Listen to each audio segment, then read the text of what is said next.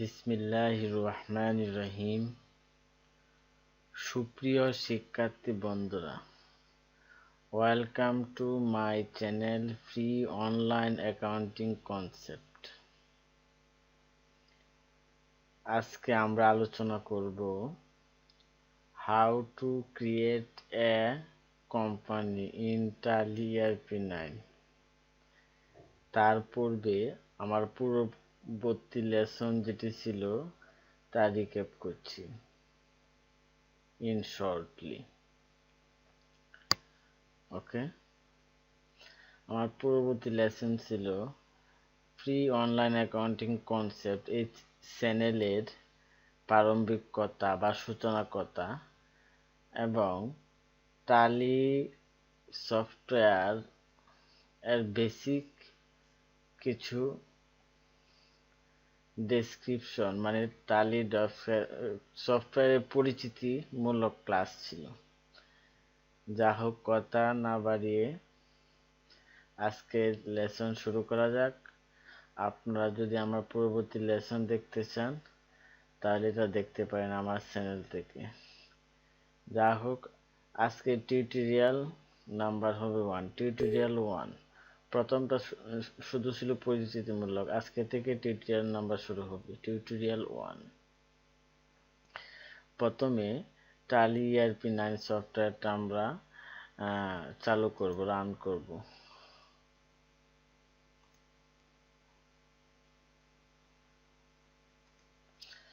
টালি ERP9 power of simplicity, টালি ERP9 সফটওয়্যারটা রান হচ্ছে। কিভাবে রান করতে হয় আপনারা অবশ্যই জানেন। Work in educational mode, select enter, silver edition mode, select enter. Okay, দেখেন ওইটার মধ্যে কোম্পানি কিছু তৈরি করা ছিল, ওই কোম্পানির সর্বশেষ ইনপুট করা ছিল, ওই জন্য এটা চলে আসছে। যা হোক, আজকে আমার ক্লাস হলো how to create a company in টালি ERP9। এই জন্য এই কোম্পানিটা আজকে প্রথমে করে দিই, শাট ডাউন করে দিই, তাহলে ওই কোম্পানি তৈরি অপশন আসবে, অথবা আপনি কোম্পানি ইনফো থেকে এখান থেকে করতে পারেন।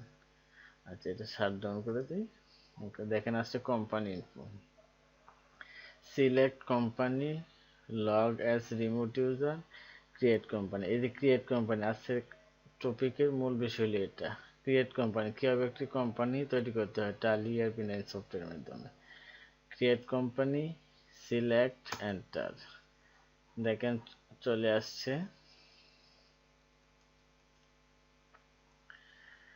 কোম্পানি তৈরির ইন্টারফেস চলে আসছে। এখানে ডিরেক্টরি, কোম্পানি তৈরি করলে এটা কোথায় জমা হবে। আমার সফটওয়্যারটা ইনস্টল করা আছে সিতে, এই জন্য সিতে দেখাচ্ছে। আপনার মানে আপনাদের অনুযায়ী যে পার্টিশনের সফটওয়্যার ইনস্টল করবেন সেখানেও কিন্তু জমা হবে। ইউজারের ভিতরে থাকবে পাবলিক টালি ERP, ওই নামে থাকবে ডাটা। এই ডাটা ফোল্ডারের ভিতরে কোম্পানি তৈরি হবে, আপনি যে কোম্পানি তৈরি করেন। নেম, কোম্পানি নেম হবে, আমি suppose YouTube YouTube LTD, YouTube limited. Okay, mailing and contact details, কোম্পানির মেইলিং এবং কন্ট্যাক্ট ডিটেলস কি ওইটা হবে। অ্যাড্রেস হবে প্রয়োজন অনুযায়ী, যেহেতু এটি ইন্ডিয়ান সফটওয়্যার এই জন্য ইন্ডিয়া অটোমেটিক সিলেক্ট করা আছে। আমরা বাংলাদেশের একটা কোম্পানি করবো, সাপোজ বাংলাদেশ। আর একটা জিনিস খেয়াল করেন, এটা এটা ইন্ডিয়াতে ছিল। ওকে, ইন্ডিয়া।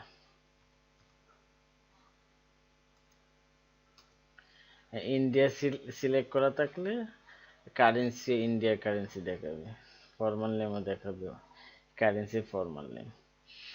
যেই দেশ সিলেক্ট করা থাকবে সেই দেশের formal name, formal currency name এবং সিম্বল দেখা যাবে।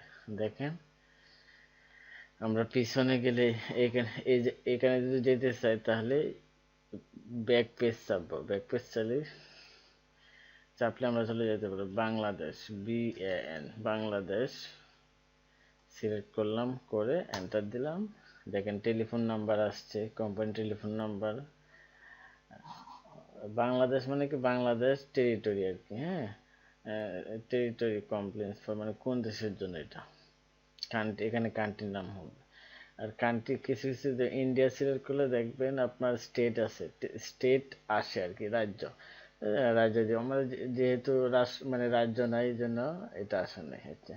Telephone number, mobile number, email number. আমার ইমেল নাম্বারটা দিয়ে দিই।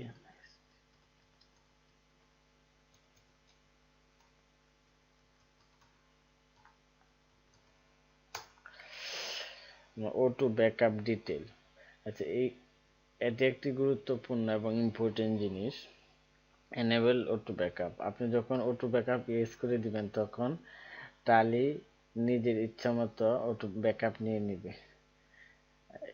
আমি সবসময় এটা নো করে রাখি, কারণ হলো আমি 1 সপ্তাহ বা 2 সপ্তাহ ডাটা ইনপুট করলাম, এখন যখন আমি ডাটা ব্যাকআপ রাখবো তখন 1 সপ্তাহ 2 সপ্তাহ, এটা তো আমি জানতেছি 1 সপ্তাহ 2 সপ্তাহ ব্যাকআপ রেখেছি, কিন্তু যদি ইয়েস করা থাকলে অটোমেটিক কখন যে ব্যাকআপ নিয়ে নিবে, কতটুকু ব্যাকআপ নিয়ে নিবে আপনি মানে আপনার এনটি হিসাব রাখতে পারবেন না, এই জন্য এটা নো করে রাখবেন। কারেন্সি সিম্বল, এটা তো বললাম, টাকা, যেহেতু বাংলাদেশ। অ্যাকাউন্টস উইথ ইনভেন্টরি, আপনি শুধু অ্যাকাউন্টসের হিসাব রাখতে পারেন এবং অ্যাকাউন্টসের সাথে ইনভেন্টরি মজুদের পণ্যের হিসাব রাখতে পারেন না। আজকে প্রথমে আমি অ্যাকাউন্টস অনলি দেখাবো, ওইটা পরে অন্য সময় আলোচনা করব, বা অন্য সময় একটা কোম্পানি তৈরি করে এটা প্র্যাকটিসটা দেখাই দেব। ওকে, ফিনান্সিয়াল ইয়ার ফ্রম, এটা হলো আপনার আর্থিক বছর শুরু কত তারিখ থেকে, 1/4/2015, 1/4/2015। ওকে, এই ডেটটা গুরুত্বপূর্ণ। এই ডেটটা কখনোই 1/4/2015 আগে হবে না, পরে হবে, 1 মাস পরে হতে পারে, 2 মাস পরে হতে পারে, 3 মাস পরে হতে পারে। আপনি যখন প্র্যাকটিক্যাল কাজ করবেন তখন এটা ব্যাপারটা বুঝতে পারবেন। আর এইখানে যে ডেটটা দেওয়া থাকবে এই ডেটের আগে কোনো এন্ট্রি হবে না, এরপরে এই ডেট থেকে এন্ট্রি দিতে দেওয়া যাবে। ওকে, মানে লেজার পোস্টিং দেওয়া যাবে। সিকিউরিটি কন্ট্রোল, এটা আপনারা অবশ্যই বুঝতে পারছেন। সিকিউরিটি মানে টালি নিরাপত্তাজনিত কার্যক্রম এখান থেকে সম্পাদন করতে হয়, এটা সিম্পল বিষয়, আপনারা নিজেই পারবেন। আচ্ছা, এইটা পাশাপাশি ওইটার মতোই। ওকে, বেসিক কারেন্সি সিম্বল, এটা টাকা দেওয়া আছে, যেহেতু বাংলাদেশ দেশ অনুযায়ী এটা কারেন্সি সিম্বল শো করবে। টিকে, এটা ফর্মাল নেম কি, টাকা। ওকে, নাম্বার অফ ডেসিমেল প্লেস, এটা একটু বুঝতে হবে। নাম্বার অফ ডেসিমেল প্লেস হলো আপনি যখন অ্যামাউন্ট ইনপুট করবেন ব্রাউজারে, তখন ডেসিমেলের পরে কত ঘর পর্যন্ত কাউন্ট হবে সেটা এখান থেকে নির্ধারণ করে দিতে হবে। আপনি যদি 2 ঘর দেন তাহলে 2 ঘর কাউন্ট করবে, 3 ঘর দিলে 3 দিলে 3 কাউন্ট করবে। এটা আপনার প্র্যাকটিক্যালি জিনিসটা দেখাই, দেখুন। নাম্বার অফ ডেসিমেল প্লেস, ওই জিনিসটা খেয়াল করেন। এটা ইজি এক্সাম্পল, যদি মনে করেন 200 টাকা দিলেন, 200 টাকা আপনার 2 3 হ্যাঁ, এরকম দিলেন। ওইখানে যখন আপনি ওইখানে যখন আপনি ওই জায়গায় যখন 2 থাকবে, তখন এটা এরকম আসবে, 2 2.23 এরকম আসবে, 2 3 আসবে, হ্যাঁ, 2টা করে কাউন্ট করবে। এটার ব্যাপারটা হলো এরকম। আচ্ছা, is symbol suffix to amount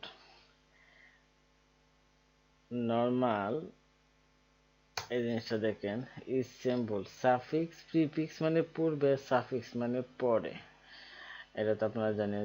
prefix কি, শব্দের পূর্বে কিছু যোগ হওয়া উপসর্গ, সাফিক্স মানে পরে অনুসর্গ, বা যেটা বলেন বাংলাতে অনুসর্গ, বা যেটা বলেন পুট এ স্পেস, আচ্ছা ইংলিশটা বুঝলে, put a space between amount and symbol, oh sorry, এটা না। is symbol এটা দেখেন, is symbol suffix to amount। Suffix কি বললাম, পরে, মানে আপনার যে টাকার অ্যামাউন্টের পরে কি আপনার সিম্বল বলবে টাকার, এটা হলো এটা। আর যদি প্রিফিক্স হয় তাহলে এরকম। এটা আপনারা বুঝতে পারতেছেন অবশ্যই এখন। is symbol suffix to amount, যদি ইয়েস করে দেন তাহলে এটা কাজ করবে। সাফিক্স টাকার অ্যামাউন্টের পরে টাকা আসবে, অ্যামাউন্টের পরে টাকা আসবে, যে সাফিক্স অ্যামাউন্টের পরে টাকা আসবে। আর নো আছে মানে নর্মালি এরকম আসবে। ওকে, সিম্বল ফর ডেসিমেল পোর্শন, এটা তো পয়সার নিচে সর্বশেষ কোনো হিসাব নেই আমাদের বাংলাদেশে। ওকে, শো অ্যামাউন্ট ইন মিলিয়ন, এটা নর্মালি টাকা আসে 1,000, 2,000, 1,00,000, 2,00,000 এরকম আসে। আপনি যদি মিলিয়ন হিসাব করতে চান তাহলে ইয়েস করে দিবেন, এটা সিম্পল জিনিস। Put a page between amount and symbol, put এটা দেখেন ইয়েস করা আছে, হ্যাঁ আচ্ছা। পুট এ পেজ মানে একটি ফাঁক রাখো বিটুইন অ্যামাউন্ট অ্যান্ড সিম্বল, মানে অ্যামাউন্ট টাকা এবং টাকা সিম্বল এবং অ্যামাউন্টের জায়গায় ফাঁক রাখার জন্য বলছে, মানে পেজ দেওয়ার জন্য বলছে। Put a symbol between amount and, put a page between amount and symbol, sorry. দেখেন কত, 10,000 টাকা এর সাথে সাথে আছে, মানে এটা লাগানো আছে, হ্যাঁ। যদি এটা ইয়েস করা থাকে তাহলে আপনার লাগবে না, মানে এরকম ফাঁক হবে। আর যদি ইয়েস করা না থাকে তাহলে লেগে লেগে টাকা, হ্যাঁ, অ্যামাউন্টের সাথে টাকা আসবে। Okay, decimal place for printing in word, এটা বুঝেন, ওইটা হলো ডেসিমেল। দেখেন ডেসিমেল প্লেস মানে দশমিক স্থান করবে for printing amount in words, মানে যখন আপনি প্রিন্ট করবেন তখন দশমিকের পরে কত ঘর পর্যন্ত প্রিন্ট পেপারে আপনার হবে, প্রিন্ট হবে, সেটা বোঝাচ্ছি। যেমন দেখেন এখানে আছে, দেখেন 1000.233, এটা লিখলেন, এটা তখন এটা এই জন্যেই, হ্যাঁ, ওইটা আর এটা সেম দিবেন, তাহলে আপনার সমস্যা হবে না। এটা এবং এটা সেম দিবেন, হ্যাঁ, তাহলে আর সমস্যা হবে না। তাহলে মনে করেন দুই, এখানে 2 আছে, ওই জায়গায় এই জায়গা 2 আছে, এই জায়গা 2 আছে, সমস্যা নেই, হ্যাঁ। মানে আপনি যখন প্রিন্ট করবেন তখন দশমিকের পরে 2 ঘরই আসবে, হ্যাঁ। 3 ঘর লিখলেন কিন্তু 2 ঘর আসবে। আশা করি আপনারা বুঝতে পারছেন। তাহলে আজকের মতো এখানে শেষ করতে চাচ্ছি।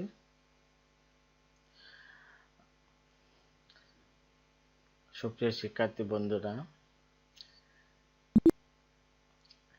আজকের বিষয় ছিল how to create a company in টালি ERP9।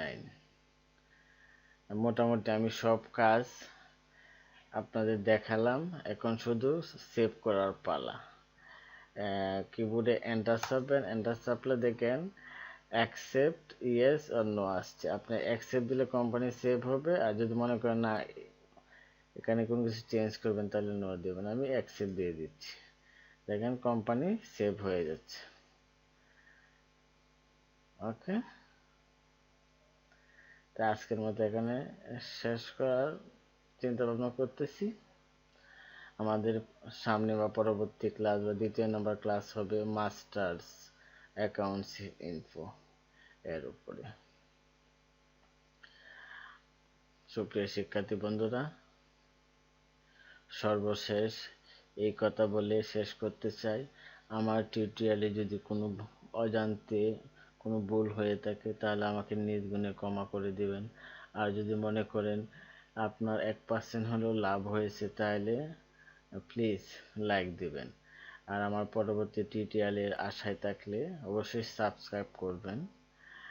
সাবস্ক্রাইব করে রাখলে আপনার ইমেল অ্যাড্রেসে নোটিফিকেশন চলে যাবে।